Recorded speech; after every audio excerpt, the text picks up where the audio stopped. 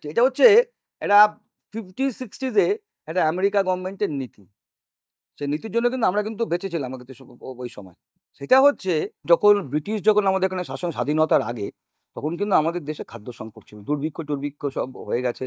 আমাদের প্রোডাকশন সেরকম হতো না, এবং কৃষক স্বাধীনতার আগে থেকেই তো ওপার বাংলা থেকে বা পাঞ্জাব থেকে লোক আসতে শুরু করেছিল, তার একটা এক্সট্রা বার্ডেন।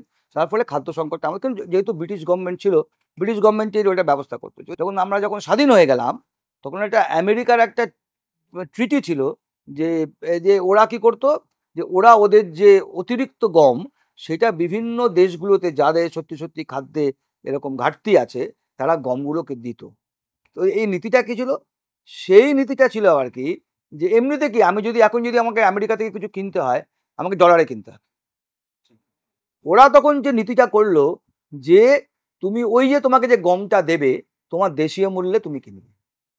মানে তোমার বিদেশি মূল্যটা তুমি কি করলে, বিদেশি টাকাটা, বিদেশি মুদ্রাটাকে তোমার খরচা হলো না।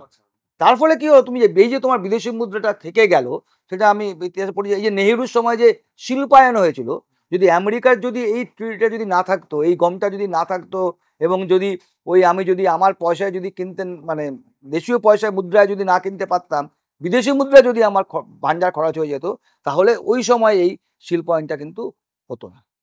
সেই সময় পাঞ্জাবে মেইনলি মানে গ্রিন রেভলিউশন শুরু হলো, এবং তখন কি করলো, কি করে ফসল ফলাতো? ইউরিয়া ছিল হচ্ছে একমাত্র প্রধান সার। কারণ তখন তো সবে আমি ইউরিয়া ব্যবহার করছি, তো ফ্রেশ আমি তো তখন। এইবার কি হলো, এখন দেখা গেছে যে ইউরিয়া ব্যবহার করতে করতে করতে করতে মাটির উর্বর শক্তিটা, নিজস্ব যে উর্বর শক্তি, কারণ মাটির মধ্যে তো কিছু ব্যাকটেরিয়া থাকে, ভালো ব্যাকটেরিয়া, তারা মাটির উর্বরতাটা তৈরি করে। আমি এই ইউরিয়া ব্যবহার করতে করতে করতে করতে মাটির যে ন্যাচারাল যে উর্বরতা, সেটা নষ্ট হয়ে গেল। তার ফলে কি হলো, এখন কি করেছে, এখন আমাদের কৃষি নীতি হলো যে ইউরিয়াকে বর্জন করা। এবং ইউরিয়াকে আমি কি বর্জন করেছি কেন? না, এটা মাটির ক্ষতি করছে। তা বলে আমি আবার সেই পুরনো ইউএসএর নীতিকে আমি আবার আঁকড়ে ধরবো না। আমি নিজে স্বয়ংসম্পূর্ণ হব, কিন্তু ইউরিয়া ছাড়া আমি স্বয়ংসম্পূর্ণ। তো এইটা ধরুন, এই ধরনের যে দুর্গাপুজোতে আমরা মেসেজগুলো ধরুন দিই, সেটা আমাদের মতন সহজ মানুষ, আপনি তো অনেক জ্ঞান রাখেন, আপনি এত ঝট করে এতটা কথাবার্তা বলে দিলেন, আমরা এতটা কি করে বুঝতে পারবো তাহলে?